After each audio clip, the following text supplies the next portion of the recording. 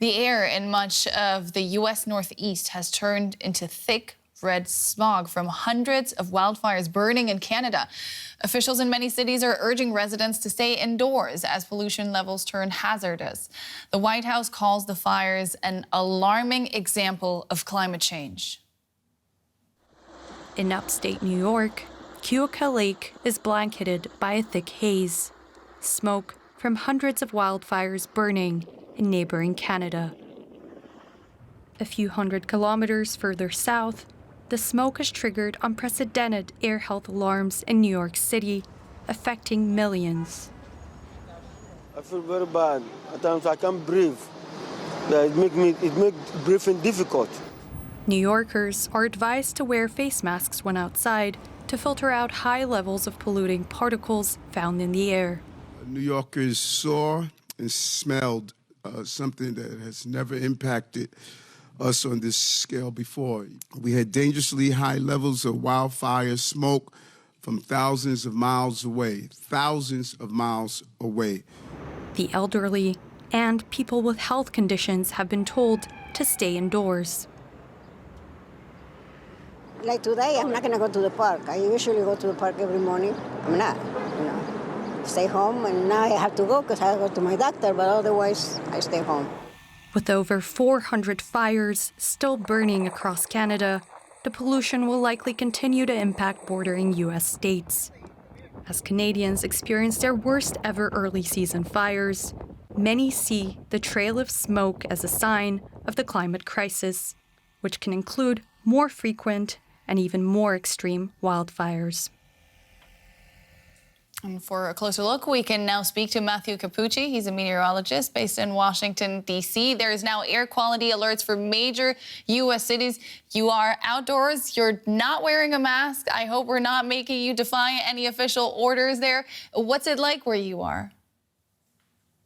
Most definitely. So it was worse earlier on here in the nation's capital. I could actually smell the smoke about 3 or 4 hours ago, and now visibility has improved a little bit. I can just barely see the Washington Monument in the background. Earlier on, I couldn't when visibilities were below about 3 to 4 kilometers. In New York City, though, a very different story. They're seeing their worst air quality ever observed in the biggest city in the United States, the Big Apple, up to about 379. That's the official number. Remember, anything over 50 is hazardous. Anything over 100 is hazardous for the general population. So in New York, the skies are orange. You can hardly see a kilometer, if that. And in fact, they've had to ground airplanes because some can't take off or land, given how bad the visibility is.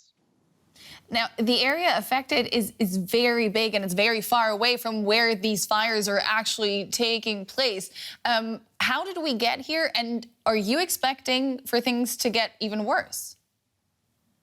Yeah, I do think things will get worse before they get better, unfortunately. About 4 or 5 days ago, we had a big heat dome or a ridge of high pressure over central Canada. That brought hot sinking air, and that's a breeding ground for fires. So a lot of fires cropped up in Quebec. But here's the thing. There was a counterclockwise swirling low pressure over Halifax, Nova Scotia, that is swirling all this smoke south. And as a result, it's spreading from the Arctic down towards near the Gulf of Mexico and the Carolinas in the United States. And the thickest of it is wafting over the most populous corridor of the U.S., causing really bad air quality concerns. So unfortunately, things will get worse before it gets better. I think until Friday evening, we'll have more smoke pumping down. Only then will we start to see a shift of the winds and better visibility.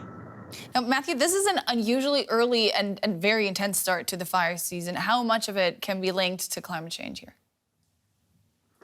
Yeah, most definitely. So we see fires every year, but to see them in late April, early May, well, it's pretty much unprecedented given how many have cropped up.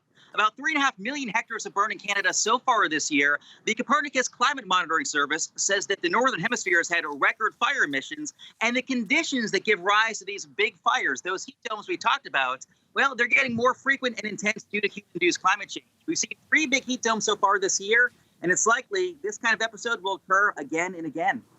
Meteorologist Matthew Capucci in Washington. Thank you. Always great speaking to you.